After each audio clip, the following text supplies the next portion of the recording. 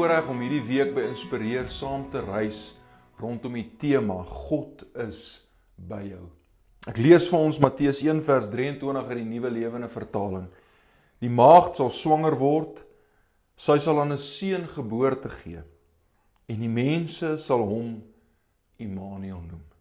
En ek dink ons weet dat Immanuel beteken God is met ons.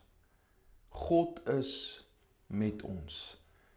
Dat God die Vader sy seun Immanuel gestuur het om saam met my en jou te wees, om saam met ons lewe te doen.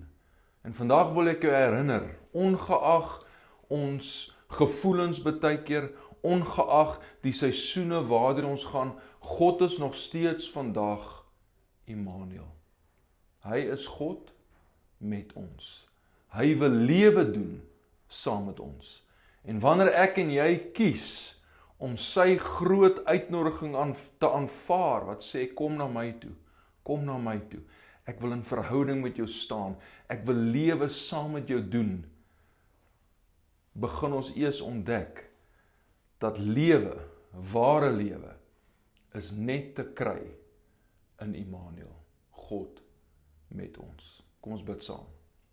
Hemelvader, dankie dat U vandag nog steeds Immanuel is, God met ons.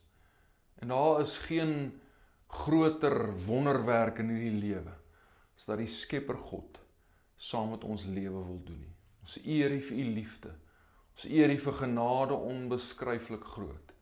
En my gebed is dat Immanuel nie net 'n woord sal wees wat ons weet van, wat ons ken in ons lewens nie, maar Here, dat Immanuel iemand sal wees, wat ons sal beleef, sal ervaar elke dag.